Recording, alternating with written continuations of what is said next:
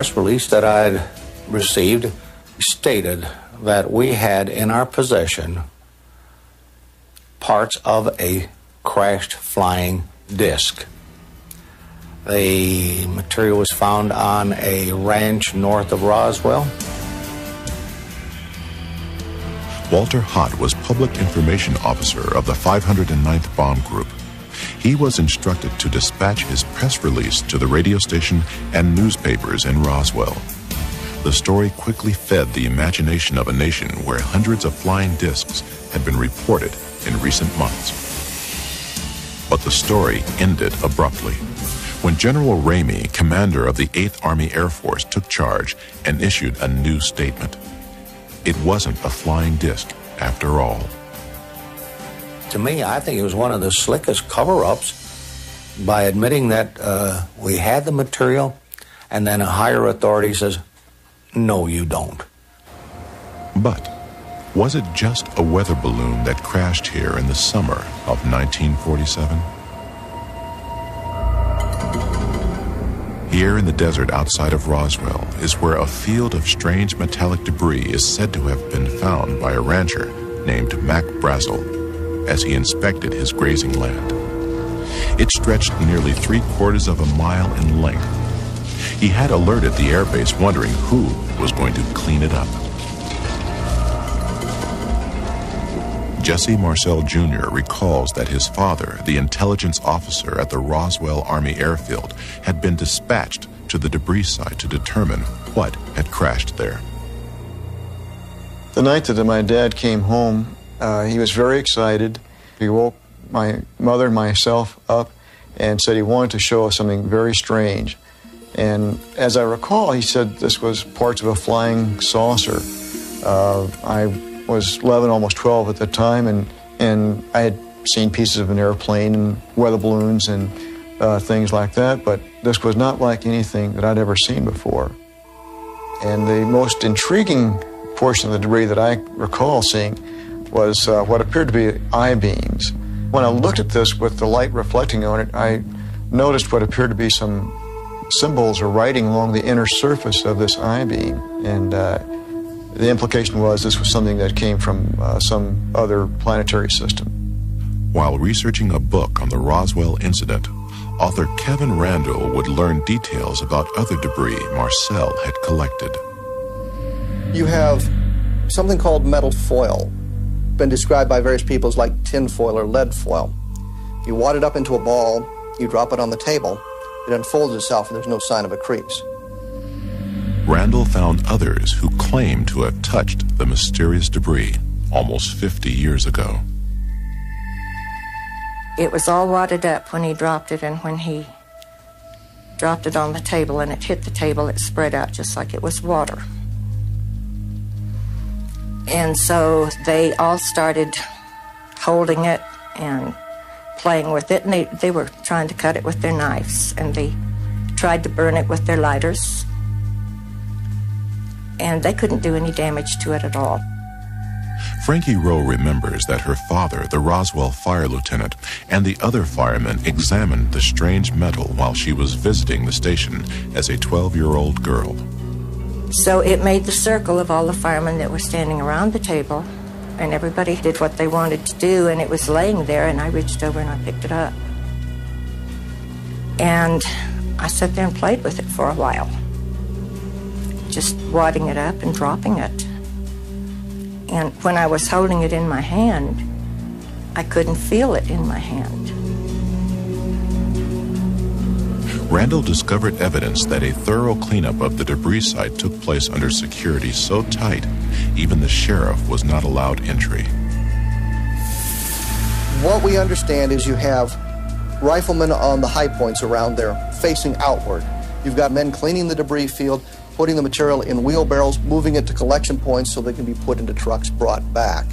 Eventually, they crawled across the area shoulder to shoulder, picking up all the little bits and pieces they could find. Although no trace of the Roswell flying saucer can be produced to support these claims, the story expanded. There were reports of a second crash site. Frankie Rowe's father said he had seen extraterrestrial beings here. they'd gotten a call on what they thought was a plane crash about 30 miles north of Roswell. And when they got out there, it was not an airplane. He said it was a flying saucer that had crashed.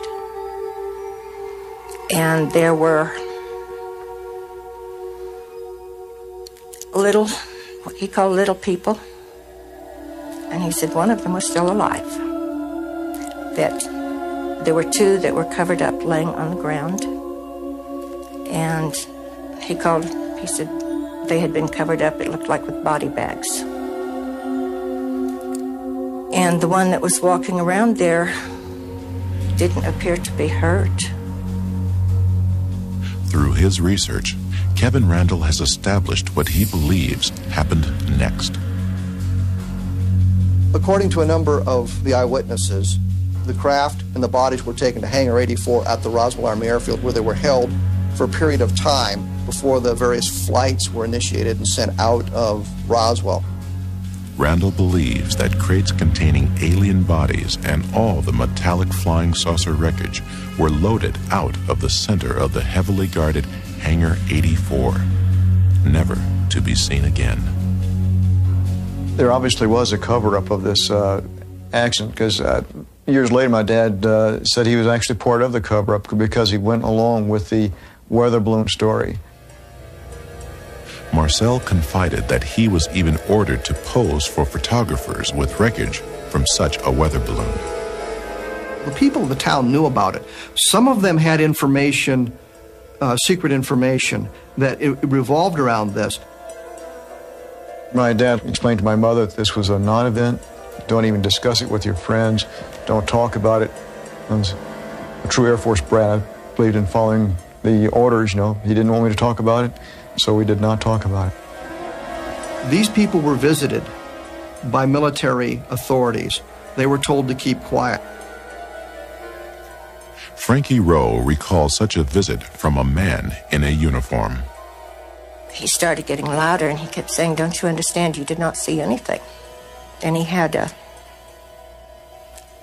nightstick type of thing with him that was kind of hanging on his belt. And he took that out, and he got very loud, and he started talking, and every time he would make a point, he would hit his hand with the nightstick. So he would say, "You didn't see anything, you were not there." And he said, "If you ever say one word about this the rest of your life, we will split up this family. If that's not enough," he said, "you know, this is a big desert out here. We can take you out in the desert." And he said, "No one will ever find your bodies." These are troubling and sincere memories from a time 50 years ago. But these stories and others like them make up the body of evidence that we have regarding the Roswell incident. There are no shreds of foil to examine, only the photograph of a man posed with debris from a weather balloon. They are central to a myth that began in 1947 about flying saucers in the sky. Soon the Air Force would begin a series of secret investigations or projects aimed at discovering what mysteries might lie behind the UFO reports. The first was codenamed Project Sign. Project Sign wrote a final report called The Estimate of the Situation, which concluded that UFOs were interplanetary vehicles. You can imagine that this didn't go over well at the Pentagon. If Roswell was really a crashed alien spacecraft, the government military could not have the idea of UFOs as interplanetary spacecraft coming out when they've been trying to cover up the Roswell crash. By December of 1948, Project Sign was renamed Project Grudge. The Air Force hired astronomer J. Allen Hynek of Ohio State University to weed out reports that were caused by meteors, planets, stars, or comets. Some of the reports, like this lenticular cloud formation, were easily explained as atmospheric anomalies. This 1951 photograph of objects traveling in a V shape over Texas became known as the Lubbock Lights. Analysis proved these to be birds reflecting light.